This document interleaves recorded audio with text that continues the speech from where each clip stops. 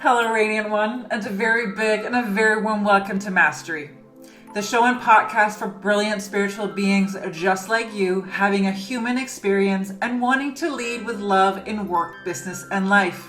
Here we merge the worlds of seen and unseen, magic and miracles with the mundane and the practical, spirituality with strategy, the energetic with the physical, and business, work, and life with a whole lot of love and soul. I'm your host, spiritual business coach, energy worker, and radical love rebel, Maria Saraphina. And it is my deep honor, my great pleasure, and joy to share this episode, this podcast, and this world with you. Today I'm joined by Victoria Vix Maxwell, a fellow vegan. Vix is the creator of New Age Hipster, a spiritual home for good witches, light workers, starseeds, and spiritual seekers. A priestess for present times, modern mystic, and spiritual teacher in Converse sneakers, Vix supports her worldwide community in reconnecting to their own light, inner guidance, and power. Vix is a successful author of both a metaphysical young adult fiction series, which I love by the way, spiritual guidance books, as well as several oral decks. If you followed me through the various renditions of my podcasts, Vix will be no stranger to you. A gorgeous soul whom I absolutely love walking this journey through life with. This time we dive deeper into her own spiritual journey, and as always, Vix shares gems. Here is our sacred conversation. Radiant Vix, welcome to Mastery.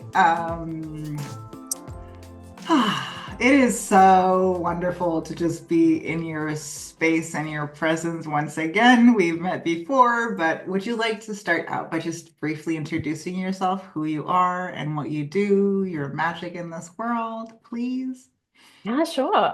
Well, hi, I'm so excited to be here. I haven't done a podcast interview for a long time, and I have always loved our conversations. Like it's just been so magical. So I'm so excited to be here with you again. Thank you so much for inviting me back. So for people who don't know me, I'm Vix. I always honestly really struggle with this question of like, can you just introduce yourself? Because it's like, there's so many things, there's so many things that I Yeah. that I do. And I also don't really like to put myself in a box, but I'm known mostly in the spiritual community for my books and my decks that I've created, but I've also been in the spiritual community for a long time, blogging, podcasting, doing readings for people, running workshops, just doing like a whole bunch of spiritual stuff, really. And I've been doing that for over a decade now, which is like crazy to think about and crazy to say out loud. But yeah, that's kind of my thing that I'm most known for. But I'm also a fiction author as well. And I know that you've read my fiction books, which Oh, is fiction books. I love them. And I know there's more that's coming. I just saw that the other day. I was like, there oh, is, there is, there's more of that coming. And yeah, I'm just, I guess I'm a creative and yeah. I'm an intuitive, and that's the very broadest kind of way to describe myself. And you've also added, I saw that you've added in author services. So you've actually added in, like, you're taking your experience in terms of writing and the creative process, which I know is like, you've taken that and you're also helping others with that as well.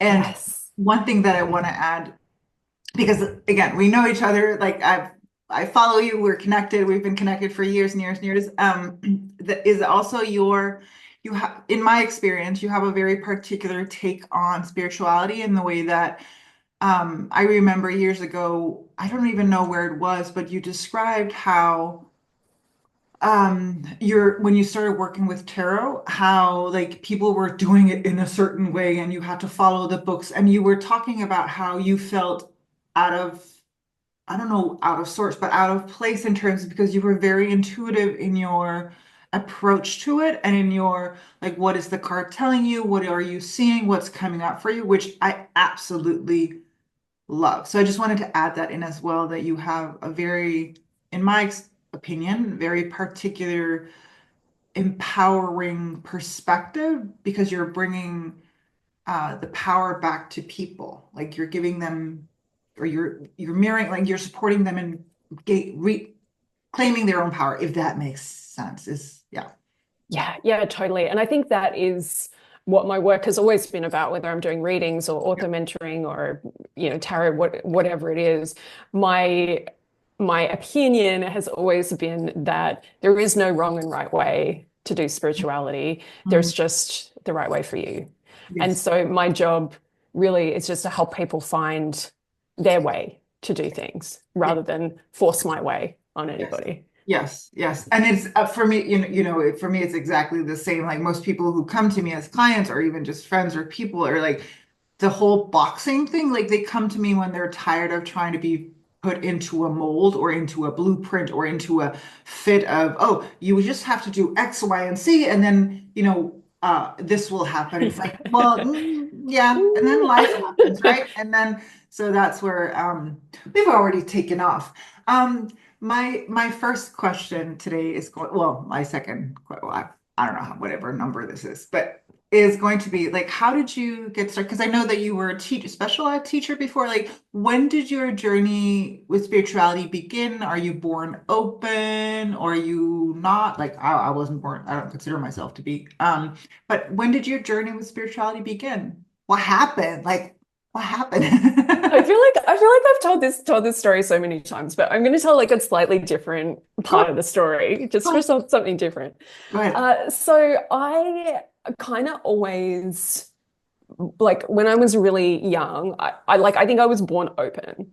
Gotcha. Like I had some kind of belief in something, even though I didn't have like a name for it a practice for it. Like I didn't grow up in a Christian household or a particularly spiritual household. My parents were like spiritual, but not, they didn't conform to any particular path.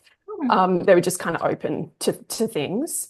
And so we always had like interesting conversations like around the dinner table and things like that about religion and spirituality and ghosts and aliens and like all these Oh, kinds of things, nice. which was really like the best, like the best, And sometimes I would say things that, my parents would be like, okay. But and it was an interesting time too when I had my experience where I got really into Christianity at one point, Right. and my whole family was kind of like, they were like really worried about me. They were a little bit down on my Yeah. my foray into the Yeah. church and Yeah. Christianity. But they let me do it. They were like, you got to have your experience. But going way back to the very, my early childhood, I think I just sort of always believed in some kind of God and that we went somewhere when we died and this wasn't just, all Yeah. there was, even though I didn't really know that I knew that. Yeah. I just knew that. And I remember I was in school and I must have been maybe like 6 years old. And we had a teacher come in, like a relief teacher for the day. And one of the kids asked him, so what do you think happens when we die? And, because kids like to ask questions like that, right? And maybe something was going on in that kid's life and they were just curious, wanted to ask about it. And I remember this man saying, there's nothing when you die, that's it. And I remember just having this like this reaction of like it had never occurred to me at all ever that like when you died that was it. Like it was like this bombshell of like this idea of like what? And I remember just the feeling that I had of just being so like shook by that. Like, wait, what? And even then though there was something in me that was like, nah, like that's nah. Like I like it sort of scared me, but I was like, I don't think that's right. Like there's something about that that doesn't feel right for me. So that was kind of the first moment in my life that I'd really thought about what are we doing here and like where are we going and like, all of that stuff. And then I had like some really interesting conversations with my granddad when I was little as well. And he told me a story that stuck with me all these years of someone in our family who could see ghosts. And he told me these stories about all the different ghosts. And one day she was walking down the street and she saw this tin man, and he was like, telling her something about, I don't know what it's like to wear armor or something. And we later found out that it was, like a knight, somebody wearing armor or something like that. And she didn't know. She was just called him like a tin man, and like Yeah. all these, like little ghosty, interesting stories. So yeah, I've kind of just always been open to the idea that, there's so much more to life than just Yeah. what we're kind of shown on a kind of, everyday kind of experience. And what drew you to Christianity? Like what brought you into that? Yeah, that's a great question. So when I was in high school, I got really into witchcraft and Wicca. And Hmm. this was like the mid 90s, and the craft had come out, and witchcraft was very cool. Yeah. Practical magic, all these movies, and Yeah. culturally, like witchcraft was having a bit of a um, it was having a bit of a moment. And I was really into it. I remember watching The Craft, and I was like, this is so cool. I want to be a witch.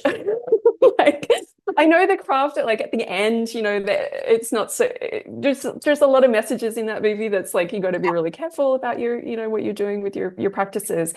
But there was like, this energy and this message that I got from that movie was like really female empowerment.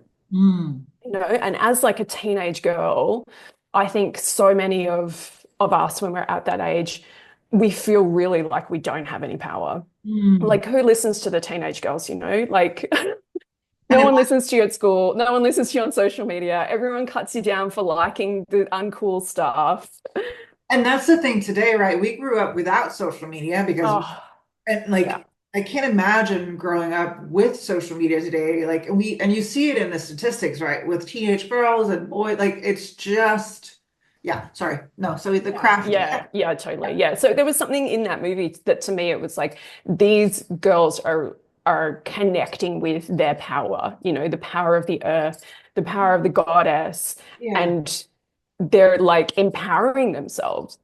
And I Yeah. was like, there's something in this for me. Like this is like drawing me. Yeah. So I joined a coven with some other friends at school, and that was amazing, really interesting. And then I kind of after that coven kind of fell away, I just went on my own kind of path with Wicca and witchcraft. I still Yeah. sort of practiced it, Yeah. but there was something about it that I also felt a little bit scared of, Yeah. because there were things that I asked for and there were spells that I did that really worked. And there was part of me that was like freaking out because it was like, Yeah. oh my gosh, like this is real, this works, like magic is real. I can do spells, I can create change. Yeah. And I remember at one point I was like, I need to stop doing this because I can't control it. And there's too much is happening. It's just Yeah. freaking me out. Yeah. So around that time, I was like, okay, I just put my books and my tools away and just kind of, put it to the side for a while.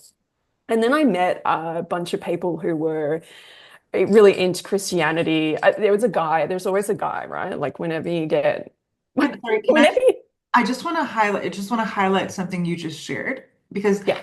you talked about, how you were realizing you were recognizing your own power, but you were also Mm, recognizing, I don't know if it's not overstepping, but it's recognizing your limitations and thus taking a step back, which I think is really important because that you don't just do full throttle with everything and just like wreak havoc in the world, essentially. But I just want to highlight that I think that that was a really powerful decision for you to be like, okay, I'm even though I hear that you're sharing that it was spaced out of a fear, it was still a very solid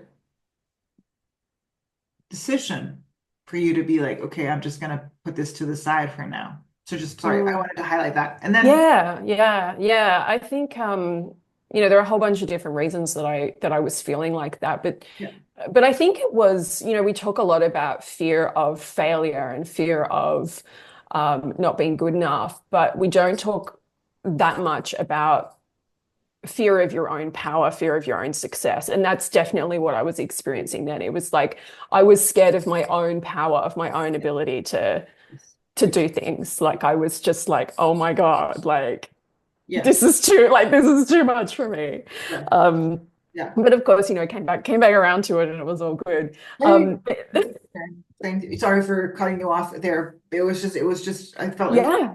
to highlight that because there are a lot of people who are like, you know, diving into a bunch of things and either not giving it proper time or not having proper care or respect or for the medicine or the yeah. So I just thought that was really important Yeah. to highlight because you Yeah. actually made a decision of like, I'm just gonna put this to side. Okay, so Christianity and the guy. There's So always Christianity, yeah, so there was a guy and we started dating and he was a Christian and we kind of got to the point in our relationship where he was like, if we want to keep seeing each other, like you're gonna have to convert. I was like 17, yeah, 18, and I was like, okay, like not really sure about this. Like this is a bit, like because I still had a lot of like I still had all those beliefs um yeah, of the goddess and the witchy stuff. Like I still had that within me. yes, And eventually, he just said, like, why don't you just come to church? Just come once, see what it's about, see if you like it. And if you don't, like, we'll figure out what to do from there. yeah, So I went to church and I had the most like amazing experience. I just loved it. Like I just loved it. The people at that church were so welcoming, so friendly. The music was great. The messages in the sermon just really like um felt so true to me. And I was just like, wow, like I didn't know that Christianity could be like this, like I thought Christianity was just boring and meaningless and all the things that sometimes Christianity can be that as well. But I was quite lucky at that time that I found this church that actually had a lot of good things, in it. And if I was in that church for I think about 2 or 3 years, and I went really like all in. And that's one of the things that I do, like I go all in. yes, Which is, how we're here having this conversation. I yeah, went all in with the yeah, spiritual yeah, stuff. yeah, yeah, yeah. But yeah, I went all in with Christianity for a few years and I, considered myself to be born again Christian. I went to church like 3 times a week. I went to Bible study. I became a member of the worship team, was one of the lead singers in the choir, like in the band. And then I was like, I had all these plans that I was like, I was going to go to Bible school. I was going to be a minister. Like I was going to do like go down that path. And it only kind of like after being in that energy for a few years, I kind of eventually started to see the cracks Yeah. and to see I started to ask some questions about, the church. And the biggest thing for me with the church was that I felt like the teachings of Jesus that had really like opened me up and got me to this place where I was so interested in Christianity. Those teachings very often had nothing to do with what was happening in the church, like in that space. Like people would go to church and they'd be like, oh, praise be to Jesus and, love and light and compassion and kindness. And then you'd go to lunch and people would be like, oh, I couldn't believe what so-and-so was wearing. And like, oh, this person's put on a bit of weight, like all this stuff. And I was like, wait, hang on a second. Like, this isn't what we were just in this space of like love and compassion. And now it's like we walk out the door and it's like it's all gone. So I really struggled with that because I wanted Christianity to be my life, like I wanted it to be my lifestyle, not just something that I did on a Sunday. Yeah. But yeah, so I started to see all of that stuff. And then I also started to ask the questions of like, why is the Holy Trinity like three dudes? Like where's the like that doesn't work. Like you need a mother and a father and Yeah. like hello. So yeah, I just, eventually I was just like, there's so much in this that I love, but there's so much missing. There was so much missing Yes. from that space. And that sounds like integrity and authenticity and alignment. Because I get for me, it's like I hear that, so often when we talk about love and light, um, which I am all for, we just forget the, human experience of everything as well. And that includes like the full scope of feelings.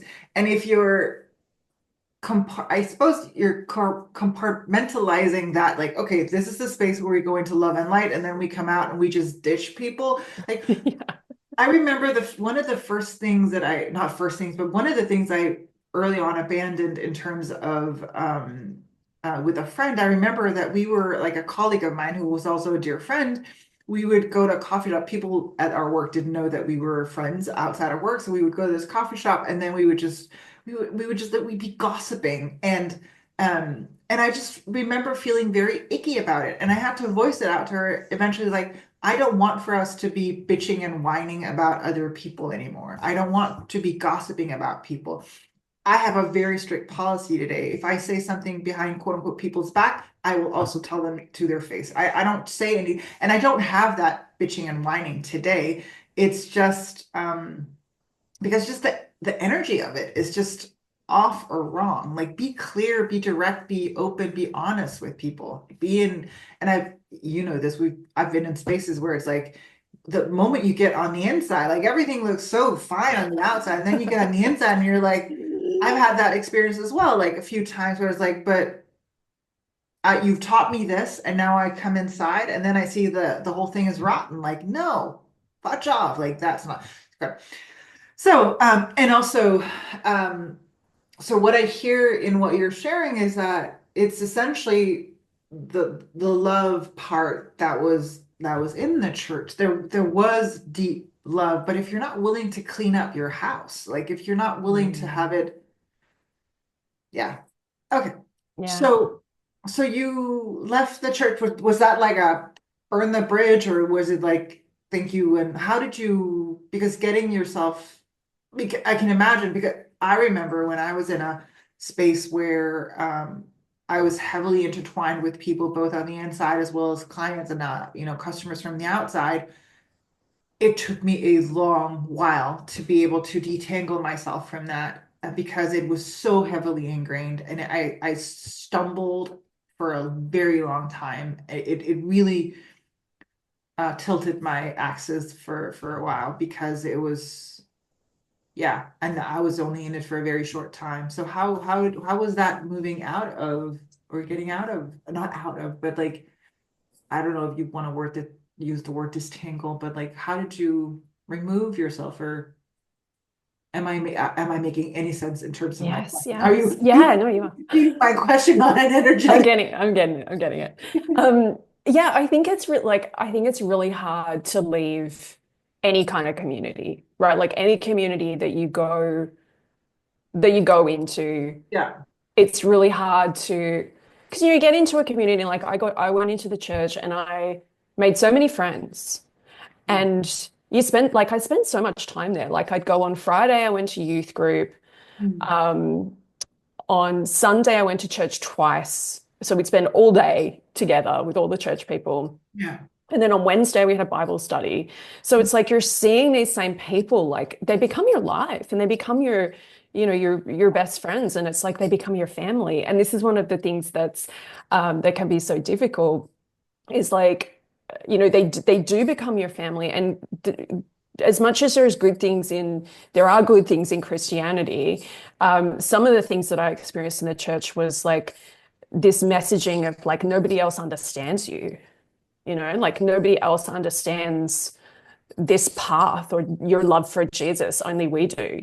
So it's like there was a lot of stuff that was happening for me, in like there was good in there, but there was also like some brainwashing and some, weird stuff that I wouldn't wish on anybody, wouldn't wish on anyone. Um, and so I think, I got to this point, I actually started to put a toe out into the water, out of the water. I don't know. There was there was a little part of me that was like, I'm not really sure that I want to be like all in this space. So there was this little part that was like, getting curious about what everybody else was doing that wasn't in the church. So I started to go out a lot. Like we'd go to youth club on Friday night, and then I would go clubbing with my other friends. Like I go out and be like, okay, now I'm gonna go and like get drunk and go party. And there was a really interesting time because I had this really weird kind of experience. And a lot of the people actually from church were also going clubbing with me. So it wasn't just me on my own, but some of them were kind of like, 1 foot out of the water as well. And I kind of got to this point where I was like, do I want to be all in with the church, or do I want to just go and like party and have this other like, secular lifestyle? Yeah. And I just kind of very slowly I stopped going. So I stopped going to Bible study, and I still went to church on Sunday, and then I stopped going to youth group, but I still went on Sunday. And then eventually I just kind of stopped going, stopped going. But it's hard. Like it's really hard because you're not just losing the community. It's like you do feel like you're losing your you're losing so much of what what was grounding you, what was holding you, your safe place and all this stuff, or what you thought, was your safe place. So yeah, for anyone who's in that situation or who's been in that situation, it's so hard. And I was really lucky because the church I was in, it wasn't fundamentalist. It wasn't, it wasn't a cult. I mean, there were elements of it being a cult, but it wasn't like some of the stories I've heard from people who are dealing with trying to get out of the church that are just horrific. My experience wasn't that bad. So I just want to make that clear. It wasn't that bad, but it was still really, really hard. Yes. And again, I think that's really important that you share that for other people who are in the same situation. Just know that there are, support systems outside. There are, and if you're someone who is in that space and you're feeling out of alignment, or just know that, like, honor those sensations, feelings, emotions, whatever is coming up for you, and know that there is something on the other side. There is that we are here.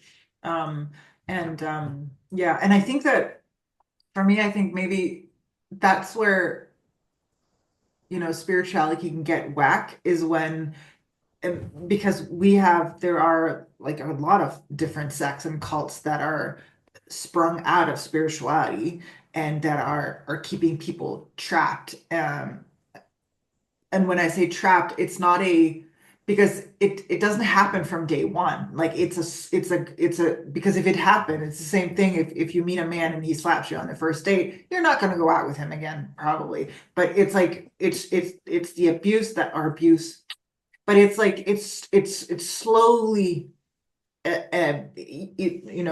forming you or tailoring you to that path, right? So just know that if you're someone who's listening or watching who's in that space, know that there's people on the outside, and there are communities, because I know you also have the light community, right? So you have a community where we can come together and be who we are in our full selves. So when you did leave, did you then return to the Wicca or the witchcraft, or like what happened afterwards? Did you have a party, like just a period of partying, and which makes total sense. You're like 21 by then, so it's like pretty much. I really went hard with the partying for a good few years, and then I went traveling as well. And that was the first time I went to the UK and lived there for a good few years. And I just discovered Vix is from Australia, just in case people hadn't noticed. yeah. So I'm from Australia, but I've lived in the UK. I've just moved back to the UK, and this is like my third time moving here now. But yeah, I kind of, it was a part of me. Like I still, even to this day, and I know that you resonate with the energy of Jesus and the Magdalene and all of this, beautiful energy that comes out of Christianity, and it's so like pure and beautiful, but it's not really got anything to do with a lot of the church, in my humble opinion. So I always carried that with me. Like I always carried my connection with Jesus. And I still talk to Jesus. I just didn't do it in the way that you were supposed to, like I had a personal relationship with him and with the goddess and with God. And Yeah. I just believed in all of the woo-woo stuff, but I wasn't really like actively practicing anything. It was just sort of in me that, if someone asked me, what do you believe in? I'd be like, well, I'm pretty like new agey. Yeah. Still, carried my crystals around and did that stuff, but I wasn't Yeah. like a practicing witch or anything, Yeah. anything like that. Um, and then I got back into it all a couple of years before I started my business. I was kind of just getting a little bit interested in it again, a little bit like, oh, maybe there's something in there for me. I think a lot of us go through a phase in our lives where we've done a few things, we've traveled, we've been to uni, we've got a normal job, we've like, ticked some of the boxes. I know you have this experience too. We've ticked some of the boxes and then we go, okay, but like, what's the point of all of this? And like, what is the real purpose and meaning of life? And I Yeah. was kind of getting to that point myself, and I started getting like a little bit interested in all the witchy woo-woo stuff again. And yeah, the thing that really kind of kicked it off was I just felt like I wanted to know, like what am I doing here? What am I supposed to be doing? Mhm. I was in a job that was just really kind of feeling quite soul destroying, and I just felt like I was here to do something more than Yeah. just do the 9 to 5 and be miserable about it.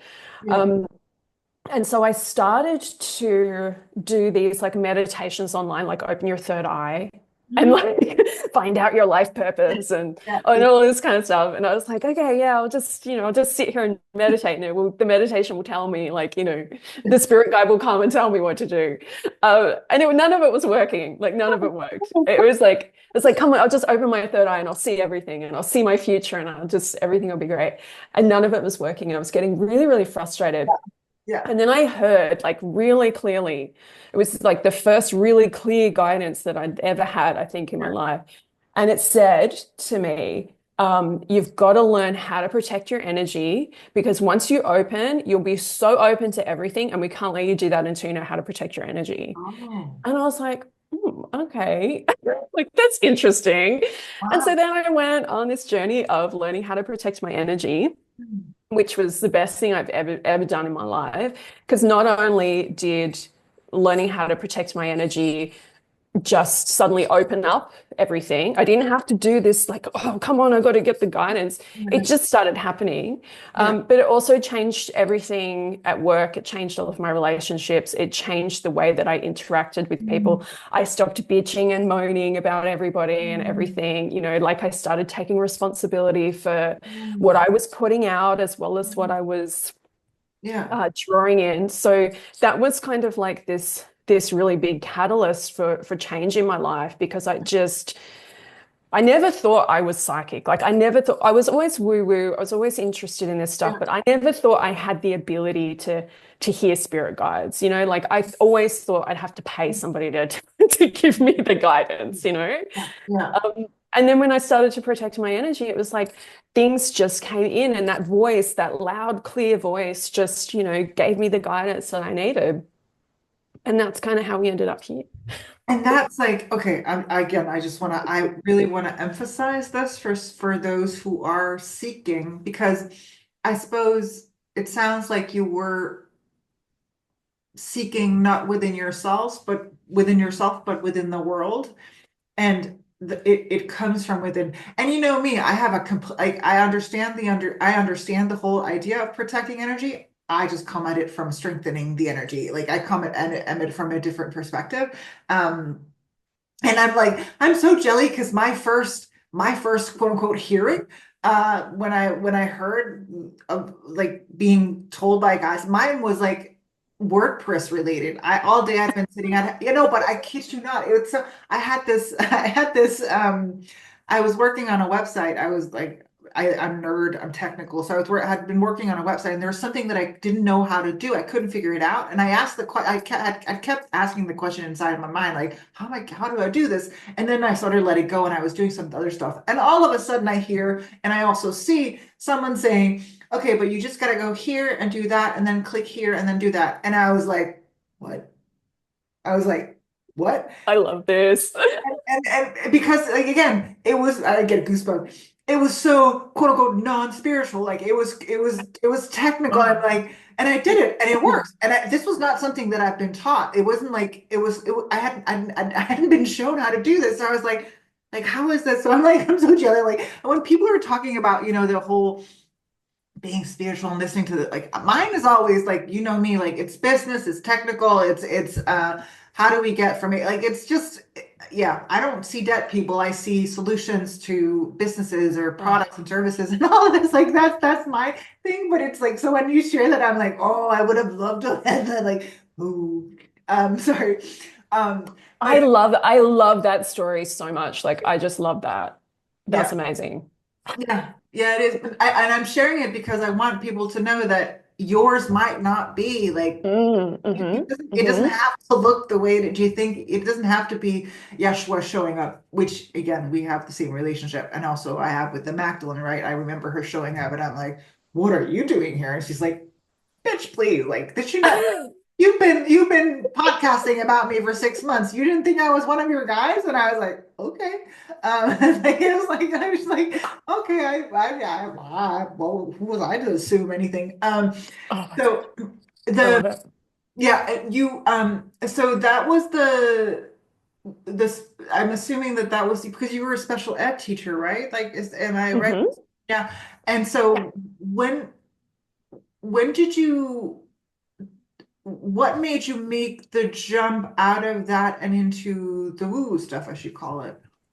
Yeah, so I my background, I mean, I've had so many different jobs. Mm, Like when I was traveling and partying and stuff, I've done everything. I've done office admin, data mm, entry, worked in bars, cleaned hotel rooms. Like I've mm. had like just a huge list of different So jobs. what you're telling me is that you've lived a life. You're not like super spiritual. You haven't just brought in millions of dollars and like just created a lifestyle where you have a house and No. a lot and oh my God, like Yeah.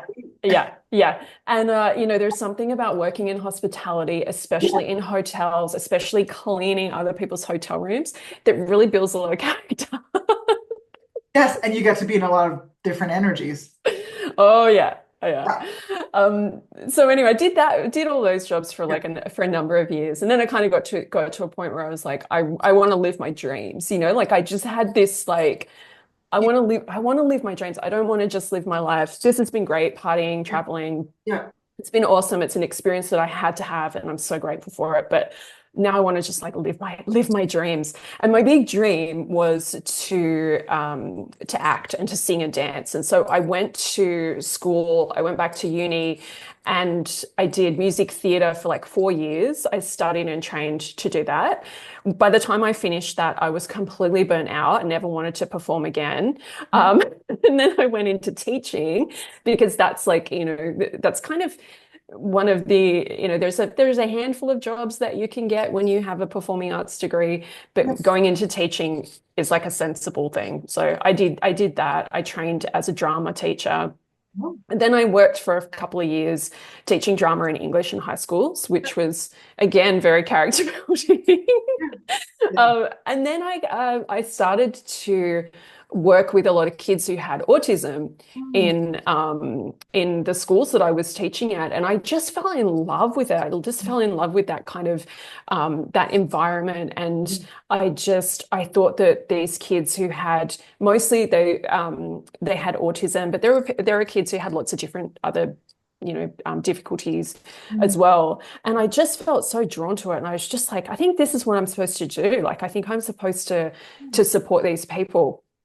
And so I went back to uni, did another degree in special educational needs. And the language around this is all changing all of the time. But at that time, it was called special educational needs yeah. teaching. And then I worked as an autism specialist teacher for about, I think, 7 years. Oh, And that was that was like my calling. That was like my Yeah. thing.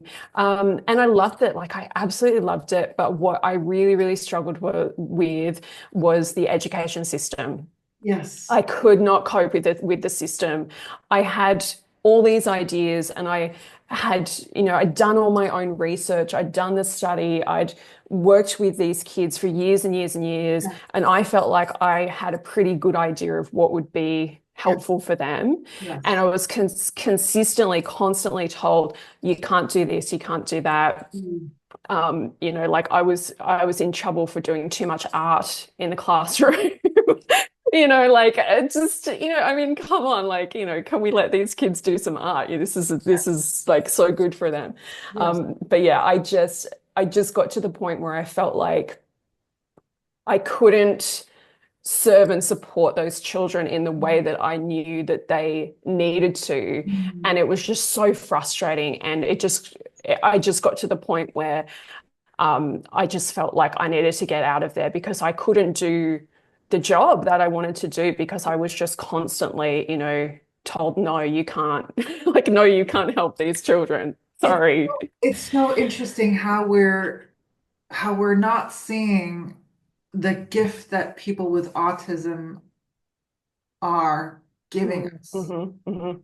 The the like the gift of flipping the entire system on its head because more and more people are experiencing various, you know, being neurodivergent, like having autism or being an autistic, like, and rather than seeing that as an opportunity for us to change, we're trying to fit them into an existing system or a mold that does not fit. And it rarely fits for like even kids who are not neurodivergent or not Mm, have autism.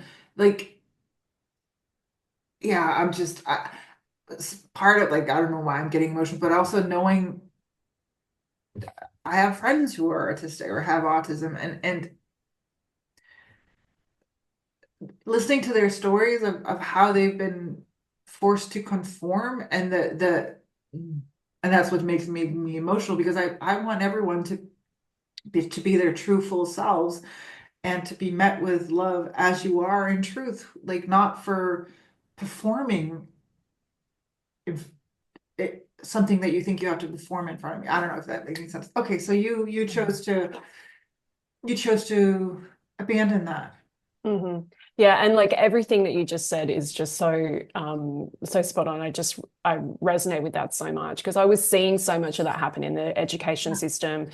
And I don't want to say like every education system in the world is like this or every teacher's experience is like this. And God, I hope that so many SEN teachers are having a better experience than me and they're able to stay and like do their job and like, do it well, please, like I hope that's happening. I think that there is a revolution happening because I do think that people who are neurodivergent or autistic, I think that they have not that they have to, but just by merely being who they are in truth, they are teaching us lessons that we need Yes. to. And from a spiritual perspective, for me, it's about the oneness because of the way that they experience the world.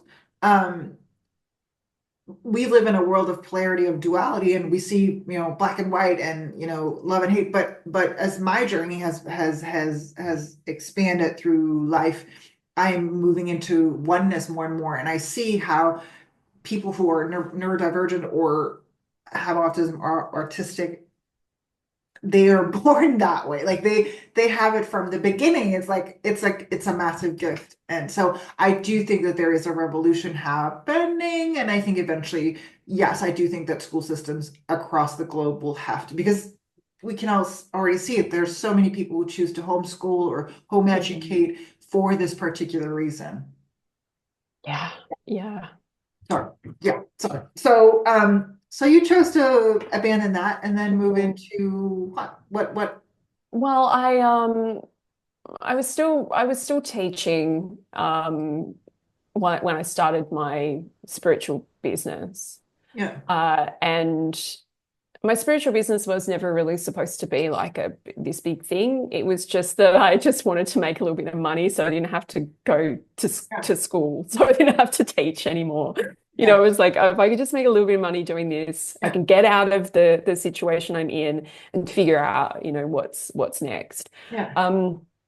And so you know, there's a whole long story around this. Like, I don't know how much time we have left, but the short version is that basically there was a situation happened in a school that made me decide, okay, I can't go, like I can't keep going, like I've got to get out of here. So so I did, and you know, I said to my husband, like, because it was nearly the school holidays anyway, it's nearly the summer holidays. I said, I'm just going to work on my business all summer and see where I'm at, see if I can make some money doing this spiritual stuff. So I gave myself, like, I think I had 3 months or something, and I just said, I'm just going to go really hard with this and see if it can be anything. And kind of got to the end of summer, and I hadn't made a huge amount of money, but I'd made a bit.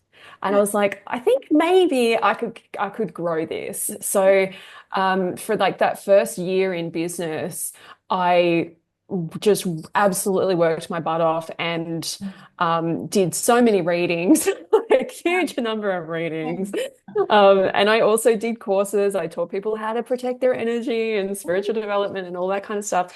And you know, by the second year in my business, it was like, okay, now I'm like on a teacher's salary, so I can do this now. Like this is really cool. So yeah. And again, I love that you're sharing that, because most people, like, we've been bought the whole, you know, idea of, oh, like overnight success and then it's just going to happen. And it's like, oh, and you can just, I have someone, and I meet this all the time, right, with my clients, where it's like, oh, but I had a discovery session with someone where I was like, you know what, you really have to consider whether or not working with me would be appropriate for you, because you're financially in a space that's not right. So I suggest something else. Because if you're wanting to have quick wins, or like, that's not my experience. Like I tell people, like, they come with an idea and they're like, oh, 3 months from now. I'm like, 3 months, we're talking about 12 to 18 months for this at least. And they're like, what?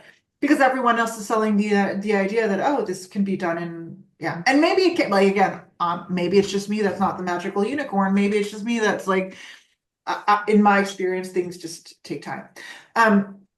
Where are you at in your spiritual journey today? Because we're so young, right? So like, where are you at? Like, where are you at with it now?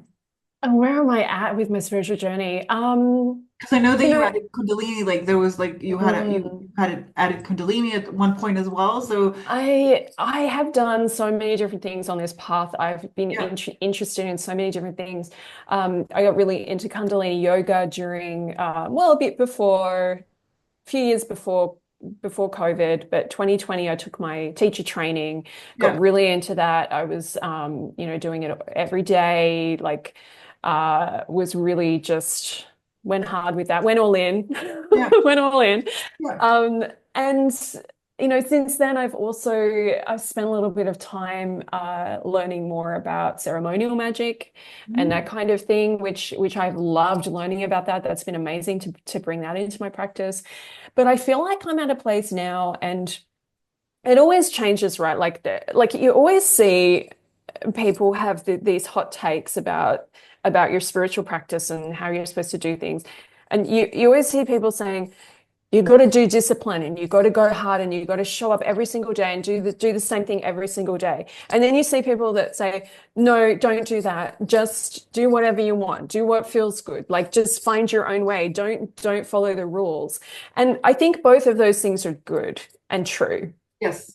At different times in your life. Yes. And I don't think enough people talk about that, because there's been times in my life where Kundalini yoga, doing a physical practice, a breath work, a mantra, a meditation every single day, plus other practices, like this 2-hour intensive like spiritual practice every day was exactly what I needed to do. And it was exactly the right thing that I needed to do.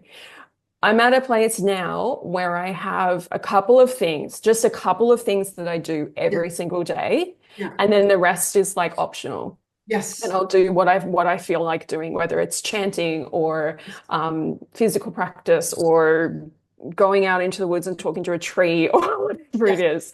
But Yes. there's just a couple of things that are non-negotiable for me at the moment. One of those is to do at least 3 minutes of breath work every single day, Yeah. because that has been just game changing for me. I actually last year I ran this free program, and it's still up for free. You can start anytime. It was called Club Prana, and we did breath practices for a whole year. So we did 40 days of each breath practice for 365 days. And that was amazing for me. Like it just shifted so much energy. I felt so much clearer, more in alignment. So I've continued that practice. And most days I just do 3 minutes. That's all you need. That's all you need to do. And it completely changes my energy. Yes. It's like, oh, okay, like I'm myself. I'm here. I'm present. I can move into my day. So do that every day. There's a short meditation that I do every day for 3 minutes as well at the moment.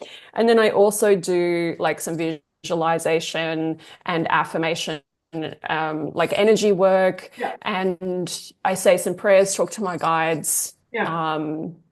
And that's kind of it. And pull some cards maybe, but it's much at the moment, it's much more relaxed than it has been at other times. But neither of those things is wrong or right. And that's, again, I think that's probably why we're so in alignment or resonate so hard with each other, is because I agree. For me, I am completely like all in for the quote unquote the discipline and the practice and all of that. And also everything moves in cycles. Like everything, like we have to give space. So when it becomes if a practice becomes restrictive, it's about like it's okay to shift and change. I have some stable things. Energy work is like meditation is there are like, especially during winter, I do breath work. I found like that for some reason during winter that's more. I've currently done some mantra work. Like it's just but you have the stable core. I am surprised, however, by how many people choose like that. I don't know if maybe I am a magical unicorn, but like I am surprised at people who have the tools who choose not to use them. Like I'm surprised when I talk to people or clients and I'm like, so what's your daily practices? And they're like, they don't have it. I'm like, but you're a crystal healer, you're an energy worker, you're like, and you're telling me that you're not like you have the tool, like you have the medicine, use it, right? So I completely agree on the whole. It's not either or, it's both and it's not about conforming or being restricted. Yeah. So that makes I think like it's really about being intuitive and being really honest with yourself too. Because I know sometimes for me, when I don't feel like doing a practice, I get into the headspace of, do I not feel like doing this because I don't need to, or because I shouldn't, or because I just can't be bothered? Like, what is the reason? And that happens so much with all these, Kundalini practices that I've done. And you say to yourself, okay, I'm going to do this every day for 40 days. And it gets really hard, like mentally, usually around day like 14, when you're like, okay, I got to show up and do this again. And there's days where you just sit there and you're like, I really don't want to do this. And you sit there and you force yourself to do it. And you ask yourself, should I be forcing myself to do this? Like, is this the right thing to do? Should I cut myself a break? Should I not show up? And sometimes you need to push through that resistance and get to the other side and be like, I'm really glad I showed up for that. I personally feel like for me, all these practices that I've done, showing up for a practice every day, even if it's 10 minutes, breath work and meditation, that's all you do. Showing up for that every day is the thing that has helped me to live my life in a way of like, I'm a person that shows up. I'm a person that shows up for my practice, and I show up for my dreams, and I show up for other people, and I show up for my purpose, and I get shit done. And you can be that person Or you can be the person that goes, no, I don't really feel like doing my practice today. No, Yeah. I don't really feel like working on my dreams today. I'm just going to rest because like I'm tired and I just got to give myself a break. And sometimes you do need to do that, but if you do that too often, you're never, Yeah. And it's a different way of living. there are times when the falling apart, like it's okay to fall apart, that we don't have to conform into the I don't even know if it's societal norms, but like the image of success. Like I, Mm, as at the time of this recording, my cat got killed 2 weeks ago. I was like realizing that, and I'm in a deep transformational state either way. And we're recording this right around Easter, which is powerful energetically for me as well. And I was like, you know what? The world can fetch off for a while. I'm just gonna whoop, because grief apparently that's how I have to learn, is like grief, because it's happened before. As you know, I've had cats be killed before, so it's like, oh, um, but it's okay to fall apart. It's okay to fall apart. It's okay to withdraw from the world. It's okay to collapse. It's okay, and then to come back out when you're ready. Um, and there is, in what you're sharing, there's a message in terms of discernment, of learning, of recognizing, because and I'm not talking about you, I'm talking about those who are listening or watching.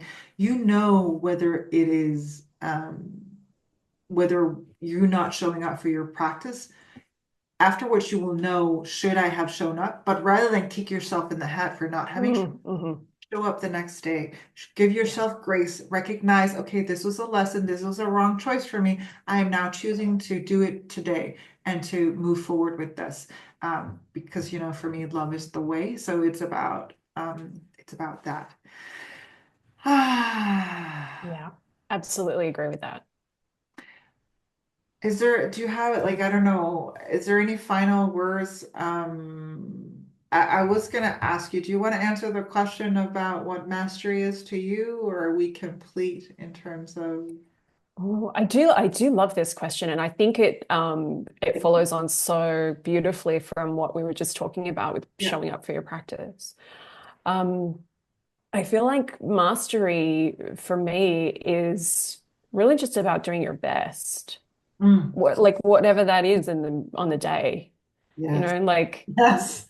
doing your best, like my best at the moment, like because I've been through a really intense time as well. Like I've just moved over here from Australia, and Yeah. that's a really big move that takes months to Yeah. pack your stuff, ship your stuff, Yes. stayed with my family while I was waiting for my new house, like all this Yeah. stuff. And while I was in that period, I needed to have a practice that could like ground me and support me. And so I was like, okay, 3 minutes of breath work, this other meditation, I'll do a chant, like I'll do these things every single day to like keep me grounded and keep me safe during this difficult time. But after when I got here, I was like just exhausted, and I was like, I need to just do like a practice that's just Yeah. what's the bare minimum that I could do for a little while just to like still keep me grounded and still keep me present, but it's not too much.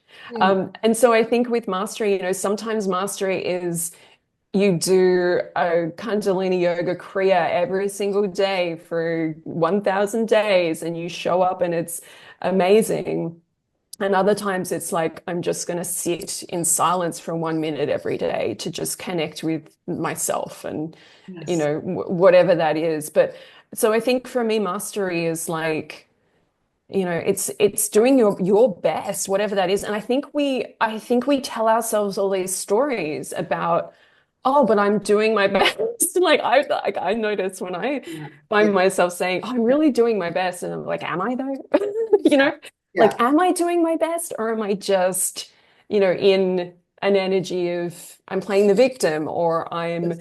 giving my power away, Yeah. or I'm telling myself a story that's too hard. I can't do that. Yes.